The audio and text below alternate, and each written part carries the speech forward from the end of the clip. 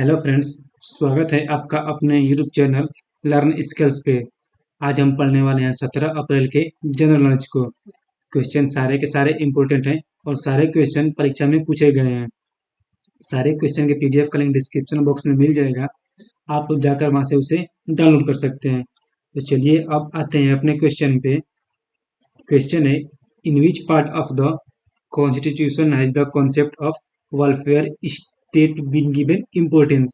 संविधान का कौन सा भाग है जिसमें कल्याणकारी राज्य की अवधारणा को महत्व दिया गया है। तो कल्याणकारी राज्य की अवधारणा को महत्व जो संविधान में राज्य नीति निर्देशक तत्व हैं उसको ये महत्व दिया गया है। और जो संविधान के भाग 3 में, जो संविधान का हमारा भाग 3 है और भाग 3 के जो हमारा आर्टिकल 14, 15 और 16 है उसमें लोक कल्याणकारी राज्य की स्थापना की बात कही गई है। और जो भाग हमारा 4 है उसमें आर्टिकल 36 से 51 यानी आर्टिकल 36 से 51 तक राज्य के नीति निर्देशक तत्वों के बारे में इसमें उसका सिद्धांत शामिल है। तो इसका आंसर रहेगा ऑप्शन डी यानी कि डायरेक्टिव प्रिंसिपल्स। नेक्स्ट क्वेश्चन है, in which case did the supreme court first propound the basic structure doctrine. यानी किस प्रकरण में जो उच्च न्यायालय है वो मूल ढांचा सिद्धांत का सर्वप्रथम प्रतिपादन किया। तो केशवानंद भारती प्रकाशन 1973 में उच्चतम न्यायालय के द्वारा संविधान के संबंध में मूल ढांचे का सिद्धांत प्रस्तुत किया गया और इस सिद्धांत के अनुसार संविधान में संशोधन किया जा सकता है, लेकिन जो संविधान की मूल भावना है उसमें कोई भी परिवर्तन अस्वीकार्य है। तो इसका आंसर रहेगा केशवानंद भारती केस 1973 में। Which of the following was aimed at providing A federal structure of India. यानी इनमें से किसका उद्देश्य भारत को एक संघीय ढांचा प्रदान करना है। तो जो इंडियन गवर्नमेंट 1935 यानी कि गवर्नमेंट ऑफ इंडिया एक्ट 1935 है, इसका उद्देश्य भारत को संघीय ढांचा प्रदान करना है और इस नियम के द्वारा केंद्र में जो द्वैध शासन था उसकी स्थापना की गई थी। तो इसका आंसर हो जाएगा भारत सरकार अधिनियम 1935। At present, which fundamental rights is not available to the citizens of India। यानी इनमें से कौन मूल अधिकार है जो नागरिक को प्राप्त नहीं है। यानी इनमें से कौन सा मूल अधिकार है जो नागरिक को नहीं प्राप्त है वर्तमान समय में। तो राइट टू फ्रीडम यानी कि स्वतंत्रता का अधिकार, तो ये हमारे मौलिक अधिकार के अंतर्गत आता है। राइट टू वोट यानी वोट मत देने का अधिकार, ये आता है हमारे मौलिक अधिकार में। राइट अगेंस्ट एक्सप्लोइटेशन यानी कि शोषण के विरुद्ध अधिकार, तो ये भी आता है हमारे मौलिक अधिकार में। इसके अलावा आता है समानता का अधिकार, संस्कृति और शिक्षा का अधिकार और आता है धार्मिक स्वतंत्रता का अधिकार। और जो राइट टू प्रॉपर्टी है ये भी हमारा पहले था मौलिक अधिकार में, लेकिन जब 44वां संविधान संशोधन 1978 में हुआ तो इसे मूल अधिकार की श्रेणी से निकालकर इसे कानूनी अधिकार में रख दिया गया और इसका जो वर्णन है वो आर्टिकल 300 के क में है। तो इसका सही आंसर हो जाएगा राइट टू प्रॉपर्टी यानी कि जो संपत्ति का अधिकार है वो मौलिक अधिकार न होकर के एक अब कानूनी अधिकार बन गया है। Lord Cornwallis implemented which of the following system of revenue settlement. यानी लॉर्ड कॉर्नवालिस ने राजस्व बंदोबस्त की निम्न में से किस व्यवस्था को लागू करवाया था। जो लॉर्ड कॉर्नवालिस थे उसने बंगाल में राजस्व व्यवस्था की स्थायी बंदोबस्त को लागू करवाया, जिसमें जमींदारी व्यवस्था या फिर से इस्तेमारी व्यवस्था भी कहा जाता है। और इस व्यवस्था में जो जमींदार होते थे और जो उनकी भूमि होती थी वो भूमि का स्वामी माना गया था। यानी जिस जमींदार के पास जितनी भूमि हुई वो उस भूमि का मालिक बन गया। तो इसका आंसर हो जाएगा इस्तेमारी। The name of the imperial bank was changes to after is nationalisation. यानी जो इंपीरियल बैंक था उसका राष्ट्रीयकरण के बाद इनमें से किस बैंक के रूप में परिवर्तित किया गया, या फिर इंपीरियल बैंक का नाम बदलकर जब राष्ट्रीयकरण हुआ तो उसका नाम इसमें से किस बैंक का नाम रखा गया।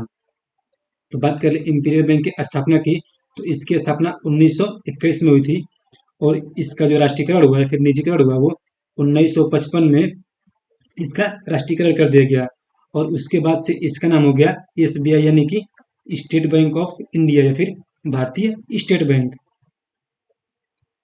नेक्स्ट क्वेश्चन है, who is the responsible for maintaining land records, यानी जो भूमि का रिकॉर्ड है या फिर रख रखा उसके लिए इनमें से कौन जिम्मेदार होता है, यानी किसकी जिम्मेदारी होती है भू अभिलेखन रिकॉर्ड के रख रखाव की। तो जो पटवारी नामक कर्मचारी होते हैं उनकी जिम्मेदारी होती है अभिलेखन के रख रखाव के रिकॉर्ड की। तो इसका आंसर रहेगा ऑप्शन यानी कि पटवारी। In which provisions was the ryotwari revenue system implemented, यानी किस राजस्व में रैतवाड़ी व्यवस्था को लागू किया गया था। तो जो रैतवाड़ी राजस्व प्रणाली व्यवस्था की शुरुआत दक्षिण भारत के मद्रास प्रोविंस यानी कि मद्रास प्रांत में जो एक थॉमस मुनरो नाम के व्यक्ति थे इनके द्वारा की गई थी। और इस व्यवस्था के अंतर्गत राजस्व के लिए सरकार तथा किसानों के साथ सीधा संबंध था, इसमें किसी और बीच में किसी से कोई मतलब नहीं था। तो इसका आंसर हो जाएगा मद्रास प्रोविंस या फिर मद्रास प्रांत में। Which of the following is not determined by the reserve bank, इनमें से कौन सा कार्य जो रिजर्व बैंक निर्धारित नहीं करता है या फिर रिजर्व बैंक के द्वारा इनमें से कौन सा कार्य नहीं किया जाता है। तो बैंक रेट यानी कि ये भी किया जाता है, रेपो रेट ये भी किया जाता है, रिवर्स रेपो रेट तो ये भी किया जाता है। लेकिन जो ये इनकम टैक्स रेट है ये रिजर्व बैंक के द्वारा न करके ये इंडियन गवर्नमेंट यानी कि भारत सरकार के द्वारा इसका कार्य किया जाता है। तो इसका सही आंसर हो जाएगा इनकम टैक्स रेट या फिर आयकर दर। The basic of classification of private and public sectors in an economy is, किस अर्थव्यवस्था में निजी एवं सार्वजनिक जो क्षेत्र हैं उनका वर्गीकरण का आधार होता है, किस आधार पर निजी और सार्वजनिक क्षेत्रों का वर्गीकरण किया जाता है। तो जो उद्यमिता का स्वामित्व या फिर ओनरशिप ऑफ इंटरप्रेन्योरशिप है उसके आधार पर सार्वजनिक क्षेत्र का वर्गीकरण किया जाता है। और जिस क्षेत्र पर जो सरकार है उसका स्वामित्व या फिर सरकार मालिक होती है जिस क्षेत्र की उसे सार्वजनिक कहा जाता है। और जिस क्षेत्र पर किसी विशेष व्यक्ति का अधिकार होता है या फिर जिस भूमि पर किसी विशेष व्यक्ति का मालिकाना हक होता है उसे निजी क्षेत्र के नाम से जाना जाता है। तो इसका आंसर जाएगा उद्यमिता का स्वामित्व या फिर ओनरशिप और entrepreneurship. Which of the following is not a function of the reserve bank of India, इनमें से कौन सा कार्य भारतीय रिजर्व बैंक का नहीं है। तो इनमें से कौन सा कार्य जो भारतीय रिजर्व बैंक का नहीं हो जाएगा। तो इशू करेंसी यानी कि मुद्रा निर्गमन करना, बैंकर टू द गवर्नमेंट यानी सरकार का बैंकर, और समाधान गृह ये आते हैं भारतीय रिजर्व बैंक के कार्य में। और जो है लेंडर टू द पब्लिक यानी जनता को ऋण देना ये भारतीय रिजर्व बैंक का कार्य बिल्कुल नहीं है। तो इसका आंसर हो जाएगा जनता को ऋण देना है फिर lender to the public. Real national income increase when, यानी जो वास्तविक राष्ट्रीय आय है उसमें वृद्धि कब होती है। जब आवश्यक वस्तुओं की कीमतें बढ़ती हैं या फिर लोगों की बचत बढ़ जाती हैं, अर्थव्यवस्था में मुद्रा की पूर्ति बढ़ जाती है या फिर अर्थव्यवस्था में कुल उत्पादन बढ़ जाता है।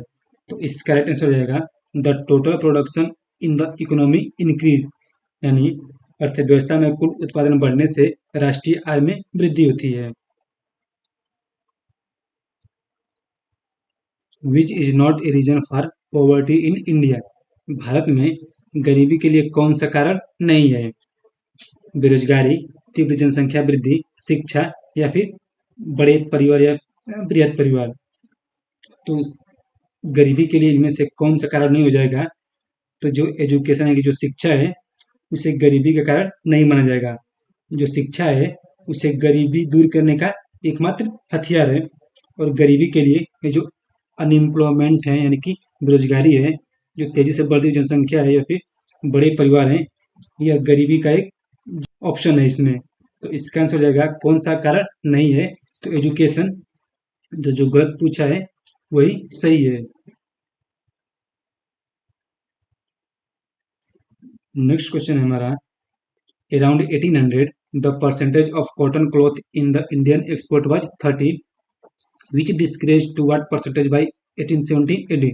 यहाँ पर एडी दिया गया है। तो एडी का लैटिन भाषा में अर्थ जाएगा एनो डोमिनी। और इसके संक्षिप्त रूप की बात करें या फिर इसे आम भाषा में हम जो ईसा मसीह थे उनके जन्म के बाद के वर्षों का जो संकेत देते हैं उसे फिर हम इसे एडी में या फिर इसे सन में लिखते हैं या फिर ईस्वी में लिखते हैं।